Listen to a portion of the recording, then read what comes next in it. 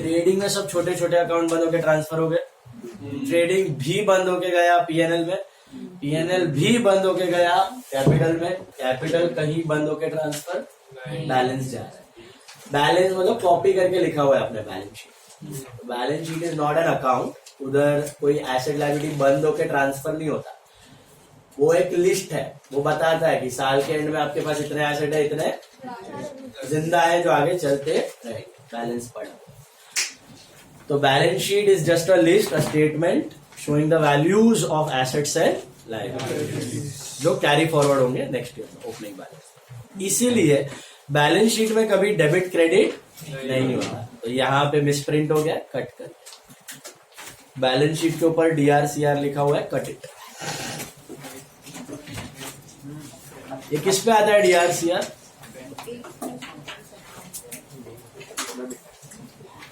Laser पे आता है। Balance sheet is not a ledger account, it is a statement. ठीक है। बैलेंस शीट में क्या दिखता है भैया? तो एसेट्स एंड एसेट्स होते हैं 4 प्रकार के। Tangible, intangible, fixed and current. Yes. Starting with intangible. What are intangibles? Goodwill, brand name, trademark, copyright. लिखते नहीं है लेकिन वैल्यू है patent. Royalty is not an asset, royalty is expense, trading debit. Brand name खरीद लिया तो asset, use करने का पैसा दे रहे हो हर साल तो royalty. Royalty is not an asset, royalty is expense. Then intangible हो गया, फिर tangible fixed assets. Tangible fixed assets, land, building, plant, machinery, equipments, बराबर है। फिर आता है investments, financial asset, shares, bonds, debentures, fixed deposits. तो नहीं आता। अभी हो गया है वो भी, बट या फाइनेंशियल एसेट। देन उसके बाद आता है आपका current asset. What are current assets? Which life is 1 year और less. That means stock, debtors, bills receivable, prepaid expense, income receivable, short term loan given, short term order, जिसका पैसा या benefit 1 साल के अंदर आ जाए, सो करंट एसेट। लेकिन आपको ऐसा कोई ऑर्डर फॉलो करने की जरूरत नहीं है, कोई भी ऑर्डर में करो चलेगा। खाली पता होना चाहिए कि ये एसेट है, ये लायबिलिटी। एसेट मतलब कहीं से पैसा या बेनिफिट मिलना बाकी है, लायबिलिटी मतलब पैसा या बेनिफिट। तो एसेट हो गए 4, intangible, tangible, investments and current. Liability भी 4 प्रकार की होती है। पहला हो गया, सबसे पहला कैपिटल और करंट लिखना है, वहां पे दिख रहा है आपको। Very first thing in liability you will be showing is capital और करंट। वो मस्ट, वो ऊपर ही होना चाहिए, नीचे नहीं, बॉटम में नहीं। फिर उसके नीचे यू विल फाइंड रिजर्व्स और surplus. Can you see that? What are reserves and surplus? यार हमने किया था 11th में। रिजर्व फंड, जनरल रिजर्व, हाँ मतलब it is profit, past profit. Normally हम लोग क्या करते हैं, पूरा का पूरा प्रॉफिट ऐड कर देते हैं कैपिटल में। कभी कभी बिजनेस क्या करता है, पूरा प्रॉफिट ऐड नहीं करता, थोड़ा ऐड करता है, थोड़ा अलग से दिखा देता है फॉर इमरजेंसी। तो कैपिटल लायबिलिटी है, उसके सामने जो एसेट है ना, उसका वो मशीन खरीद लेगा, प्लांट खरीद लेगा। लेकिन रिजर्व्स है, जो प्रॉफिट है, उसका जो पैसा है वो कैश में रखेगा, उसको कहीं यूज, तो कहीं कुछ एक्सीडेंट हो गया, आग लग गई, तो आप वो पैसा तुरंत यूज। तो रिजर्व्स क्या होते हैं, हमारे ही प्रॉफिट्स होते हैं। कैपिटल में ऐड नहीं किया, अलग से दिखाया। क्यों रखा हुआ है? अनफोर्सिन इवेंट्स के। तो they are called as reserves and surplus. They are our own profits, belongs to whom? Owner. तो for business it's an internal liability. तो रिजर्व्स एंड सरप्लस क्या है?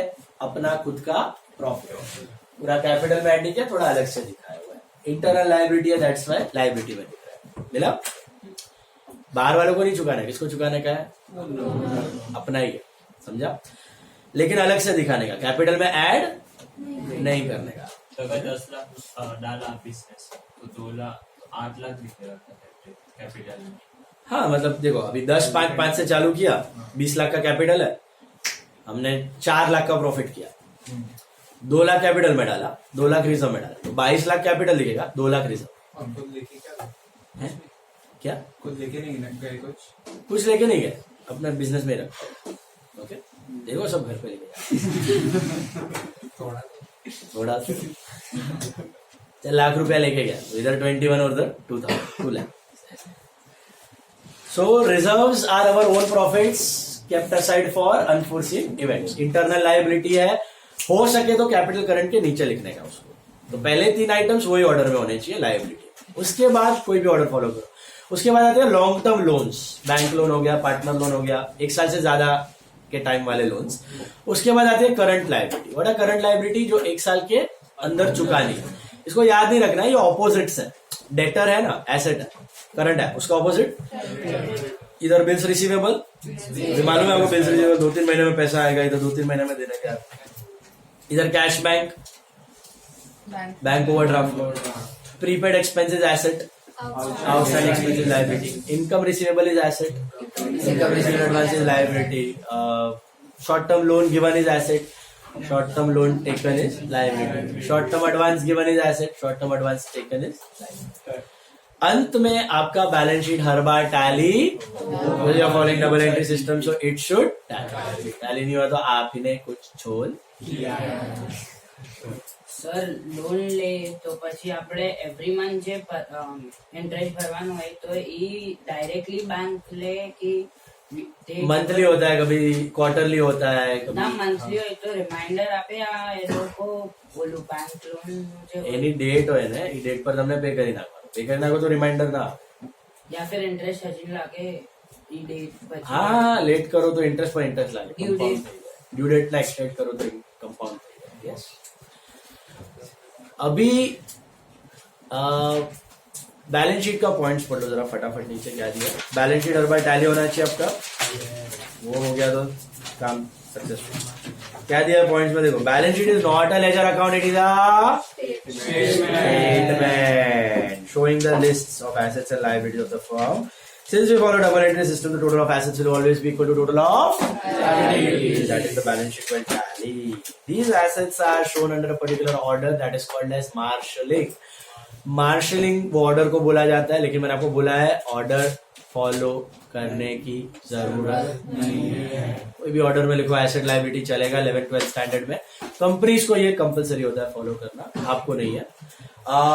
खाली एक चीज ध्यान रखिए, लायबिलिटी में कैपिटल, करंट और रिजर्व्स, ये टॉप पे लिखने चाहिए. उसके बाद कोई भी ऑर्डर में करो आपकी. Adjustments. I'll give you 5 minutes before that. Just revise the capital, current, and balance sheet part. Then we move to adjustments.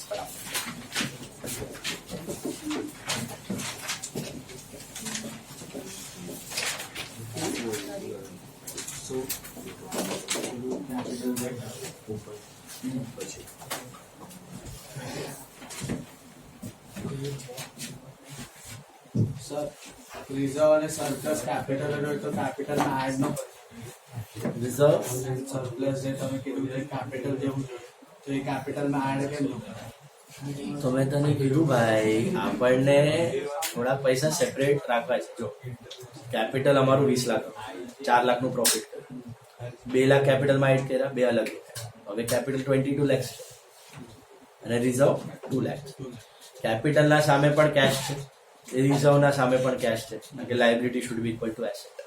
હવે કેપિટલના સામે જે 22 લાખ કેશ છે ને, એનો તું ફર્નિચર ખરીદી લઈશ, મશીન ખરીદી લઈશ, પ્લાન્ટ ખરીદી લઈશ. પણ રિઝર્વના સામે જે 2 લાખનું કેશ છે ને, એનું તું કાંઈ નહીં કરીશ, કેશ જ રાખીશ. કેમ?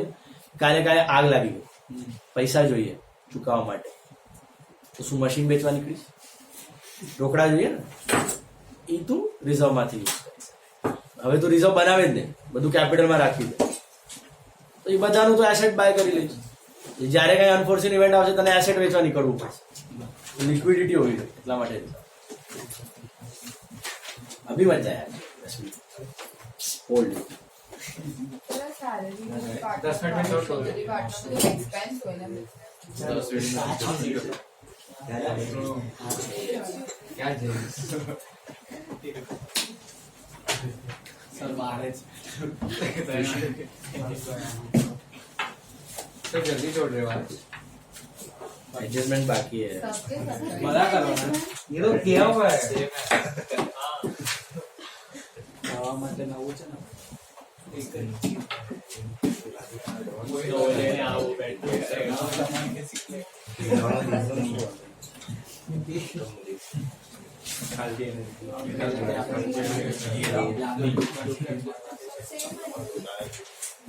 सब सेम है, लास्ट ईयर किया था ना। हाँ अरे है ना, तो वही सॉन्ग करो, अरे फोड़ करने का final. Salary to partner, commission to partner, expense है ना बिजनेस। यस, तो किस क्रेडिट? अरे बिजनेस में एक्सपेंस है, पार्टनर में पेबल है, लाइबिलिटी। अरे हाँ, आउटस्टैंडिंग एक्सपेंस का क्या होता है? PNL debit and liability. Liability मतलब एक्सटर्नल, ये कैपिटल इंटरनल पड़ता है उसमें। सर जब ये करंट अकाउंट डेबिट साइड में रहेगा तो तभी कैपिटल का जो फिक्स्ड वो वैल्यू क्रेडिट में, लाइक वो चेंज नहीं होगा। कैपिटल अलग, क्रेडिट में करंट डेबिट। कैपिटल में 5 लाख क्रेडिट है, करंट में 10,000 डेबिट है, वो लाइबिलिटी में दिखेगा एसेट। 490 करके नहीं, वो तो क्या है, टेम्पररी डेबिट है, क्रेडिट एडजस्टमेंट 80 सेम ही है 11th वाला। देखा? चलो फटाफट अभी adjustment, what are adjustment? Unrecorded tally वाले अगर आप कंप्यूटराइज अकाउंटिंग करोगे तो उसमें एडजस्टमेंट नाम की कोई चीज दिखने वाली तो या स्क्रीन का प्लस माइनस करोगे, पॉसिबल ही नहीं। तो उसमें तो हर एक एंट्री लंबा रूट लेती है, पहले जर्नल, फिर लेजर, फिर ट्रायल बैलेंस, फिर फाइनल। बट यहाँ पर थ्योरी में एडजस्टमेंट मतलब अनरिकॉर्डेड ट्रांजैक्शन, जो आपके फाइनल अकाउंट के स्टेज पे आप रिकॉर्ड करते हो, उसको वीआईपी एंट्री मिलती है। वीआईपी मतलब जर्नल में रिकॉर्ड होता है और फिर सीधा फाइनल लेजर, ट्रायल बैलेंस के रूट से नहीं जाता, इसलिए उनको कहते हैं एडजस्टमेंट। प्लस माइनस के फॉर्म में आप एडजस्ट करते हो, ठीक है। अब ये एडजस्टमेंट्स में सबसे पहला आता है closing stock. What is closing stock? Unsold goods at the end of the year, जो बच गए। आपने मोबाइल का धंधा कर रहे हो, 100 मोबाइल खरीदे, 90 सेल किए, तो परचेज में 100 दिख रहे हैं, बेचे 90 है, तो कितना परचेज होना चाहिए? आइडियल 90 का ही होना चाहिए, 100 का नहीं होना चाहिए। 10 तो बच गए, उसको क्या बोलते हैं? Closing stock. वो खर्चा ये साल का है कि नेक्स्ट ईयर? ये साल के खर्चे में से उसको क्या करो, लेकिन माइनस करने के लिए कहा दिखाते हो closing stock? Credit. Indirectly you are subtracting trading credit and second effect benefit मिलना, और ये आप कब बेचोगे? ये क्लोजिंग स्टॉक नेक्स्ट ईयर का बन जाएगा, बिकेगा नेक्स्ट ईयर। तो मैचिंग हो गई ना आपकी। इस साल 90 परचेज 90 और नेक्स्ट ईयर 10 परचेज 10 परचेज मतलब ओपनिंग स्टॉक। सो मैचिंग होना चाहिए, इसको मैचिंग होगा तो ही कंपैरिजन पॉसिबल। तो क्लोजिंग स्टॉक क्या करने का? Trading credit and assets. इस साल के खर्चे को कम कर, माइनस करने के बदले ट्रेडिंग क्रेडिट एंड एसेट्स। अच्छा, कौन से वैल्यू पे कैलकुलेट होता है? Cost of market price whichever is क्यों, due to which concept? Conservative. कम वैल्यू दिखाओगे तो ग्रॉस प्रॉफिट कम हो। क्लोजिंग स्टॉक ट्रेडिंग क्रेडिट में रिकॉर्ड होता है, तो ट्रेडिंग क्रेडिट अगर कम हो गया तो टोटल कम हो जाएगा, तो प्रॉफिट भी कम। तो कम वैल्यू पे दिखाना है सो दैट लॉस एडवांस में रिकॉर्ड हो जाए। That's closing stock. First adjustment trading credit and asset. Second one depreciation. Depreciation मतलब क्या? एसेट का वैल्यू और अच्छा, एंट्री बना देने का अगर नहीं आ रहा है, what is the entry for depreciation? Depre to machine. Stock की एंट्री थी स्टॉक टू ट्रेडिंग, इसकी एंट्री है depre to machine. So depre is expense, कहाँ जाएगा? मशीन क्या करेगा? एसेट में से माइनस। फर्नीचर पे है तो फर्नीचर में से माइनस, बिल्डिंग पे तो बिल्डिंग में से minus, and PNL appreciation.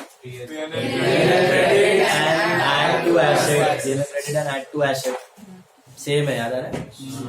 Income credit and asset का वैल्यू बढ़ गया। एंट्री क्या है? Asset to appreciation. Asset to appreciation land के केस में only 2 assets appreciate, land, gold तो बिजनेस में यूज नहीं होता, तो land is the only asset in business which never ever depreciates. Why? The life is infinite. The life is infinite. The land can never depreciate. Always, either it appreciates or it remains the same.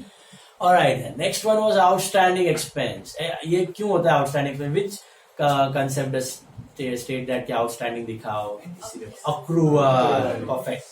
Accrual क्या बोलते हैं? आपके employ की salary 12,000 है साल की. आपके employ की सैलरी साल की है 12,000. आपने पे की है 10. क्या 10 दिखा दे तो चलेगा? Expenses must be shown on incurred basis. 2,000 भी दिखाना पड़ेगा in the form of outstanding. Accrual क्या बोलता है? Expenses incurred must be shown and incomes earned must be shown. पैसे दिए आए बाद में वो चलेगा. सो 10 को 12 कैसे बनाओगे? ऐड करोगे 2,000. Add to salary and second effect life देना बाकी. एंट्री क्या होती है? आउटस्टैंडिंग एक्सपेंस की. Expense to outstanding. एक्सपेंस बढ़ा, लाइबिलिटी. Prepaid expenses opposite. आपने आपकी सैलरी है, एम्प्लॉय की सैलरी है 12,000. आपने पे कर दिया 14,000. 14 दिखा देनी है. 14 में से 12 ही है करंट ईयर की. 2 तो आपने एक्स्ट्रा पे किए, उसको बोलते हैं प्रीपेड. और क्या करोगे? Minus from salary and assets. अभी आपने किया स्टॉक. क्लोजिंग स्टॉक क्या था? एक तरह का प्रीपेड एक्सपेंस था, वही था. खाली आपने माइनस नहीं किया, ट्रेडिंग क्रेडिट में दिखाया. बाकी है वो प्रीपेड. एसेट में गया, नेक्स्ट ईयर काम आएगा. ये भी प्रीपेड एसेट में जाएगा, नेक्स्ट ईयर काम आएगा, नेक्स्ट ईयर का एक्सपेंस. सो बोलने का मतलब सैलरी 12 है तो 12 ही दिखानी है, ना 10 दिखानी है, ना 14. 14 है तो 2 माइनस करो, 10 है तो 2 ऐड. अच्छा, प्रीपेड एक्सपेंस की एंट्री क्या होती है? एडजस्टमेंट एंट्री आता है. वो नॉर्मल है. Adjustment. Prepaid expense to expense. देखो, आपको करनी थी सैलरी टू कैश 12 मारनी थी आपको. बाकी 2 तो नेक्स्ट ईयर की थी. आइडियली ऐसे होना चाहिए. प्रीपेड सैलरी टू कैश होना चाहिए 2 बार. ये एक्चुअल जर्नल है. लेकिन बिजनेस होते हैं आलसी. बिजनेस कर देते हैं ये सैलरी टू कैश 40. ये मार देते हैं शुरुआत. इसलिए फिर लास्ट डे पे आप बोलोगे इसमें से 2,000 प्रीपेड, चलो एडजस्ट करो. वे एडजस्ट कैसे करोगे? सैलरी अपने ज्यादा डेबिट कर दिया, होनी चाहिए थी 12 से, कर दी है 14 से. तो अभी कैसे करोगे? इसको क्रेडिट करो 2,000 की, और डेबिट किसको दो? ये एसेट बढ़ा, एक्सपेंस घटा.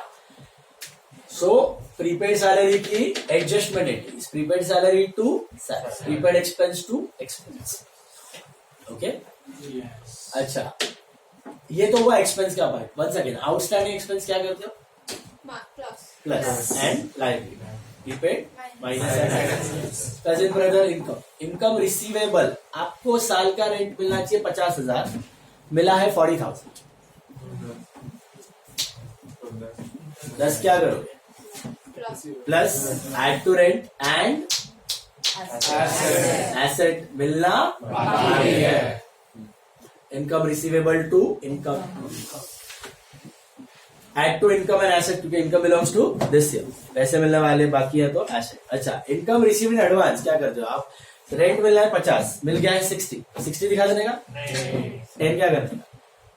Minus from income and liability. That is called as pre received income. Income received in income हमारी नहीं है, पैसे एडवांस में आ गए, बेनिफिट देना बाकी. नेक्स्ट ईयर की इनकम ये साल की नहीं है. तो आउटस्टैंडिंग एक्सपेंस और इनकम रिसीवेबल ये साल के, इसलिए ऐड होते हैं. और प्रीपेड एक्सपेंस और pre received income next year की है, इसके लिए एंट्रीज भी सेम ही है. प्रीपेड की एंट्री प्रीपेड टू एक्सपेंस है, इनकम रिसीव्ड एडवांस की income to income received in, और आउटस्टैंडिंग की भी salary to outstanding and income receivable to income. Entries अभी आपको है नहीं, जर्नल प्रॉपर आपको बनाना नहीं है. एडजस्टमेंट्स के इफेक्ट्स ये ध्यान रखना है आपको. एडजस्टमेंट के इफेक्ट समझ में आ रहे हैं? क्या करोगे? आउटस्टैंडिंग की हर एक सब में आएगा. आउटस्टैंडिंग एक्सपेंस क्या करते हो? एक्सपेंस है liability. Prepaid income receivable add to income and assets. Income received advance बराबर है. उसके बाद अनरिकॉर्डेड सेल्स अज्यूम करना है कि it is on credit. What is the entry for credit sales? Debtor to sales. इसको घुसाना है फाइनल अकाउंट में. सेल्स बढ़ेगा, ऐड टू सेल्स, डेटर से पैसा लेने का बढ़ेगा, तो add to debtor to sale, add to sales, add to that is unrecorded sales. What if it is unrecorded sales returns?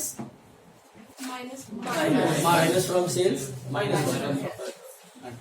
उल्टा. अनरिकॉर्डेड परचेजेस क्या अज्यूम करना है पहले तो. अनरिकॉर्डेड परचेज कैश और क्रेडिट, परचेज टू क्रेडिटर, इसको घुसाना है final. Add to purchase, purchase बढ़ेगा, ऐड टू क्रेडिटर, क्रेडिटर को पैसा देने का बढ़ेगा. जैसे अनरिकॉर्डेड सेल्स क्या था, add to sales, add to unrecorded purchase क्या है, add to purchase, add to creditor. और दो नए एडजस्टमेंट है ये साल, लेकिन अभी आपको आने चाहिए. BR disordered and BP disordered. BR disordered, retained BR, retained case assume करना है. रिटेन्ड बीआर डिसऑर्डर की एंट्री क्या थी, accepter to BR. Who is accepter, debtor to BR. Debtor बढ़ा, बीआर घटा, तो क्या कैसे घुसाओगे फाइनल अकाउंट अपने एडजस्टमेंट में. Minus from BR, add to debtor.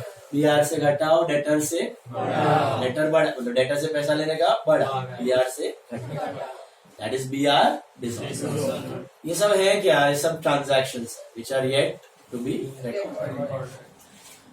इसको घुसा रहे फाइनल अकाउंट में. फिर BP disordered. What is the entry for BP disordered, BP to creditor. बराबर है. अब BP is a liability, liability debit हुई मतलब बढ़ी कि कम हुई. BP, BP disorder. बीपी कम होगा, क्रेडिटर बढ़ेगा. बीपी लायबिलिटी घटेगी, क्रेडिटर को पैसा देने का बढ़ेगा. Less from BP, add to credit. Once again, BR disordered, less from BR, add to credit. BR अभी घटा, डेटर का गला पकड़ लिया, जैसे पैसा लेना बाकी है, under. BP disordered, less from BP, creditor हमारा गला पकड़ा, तेरे को पैसा देना. सो क्रेडिटर इज अवर लायबिलिटी, बढ़ गई. बीपी, स्टूडेंट गड़बड़ कर देते हैं, उल्टा कर देते हैं. बीपी में ऐड करते हैं, क्रेडिटर से माइनस करते हैं. देखो इसको याद रखना है ना, बहुत सिंपल है. BR disordered, BP disorder. Imagine करो बीआर फट गया, तो minus from BR, minus from BP, वो अभी एग्जिस्टेंस में. और डेटर क्रेडिटर ने गला पकड़ लिया, हमने डेटर का पकड़ा, क्रेडिटर ने हमारा गला पकड़ा. तो अभी डेटर से लेना बाकी है और क्रेडिटर को add to debtor, add to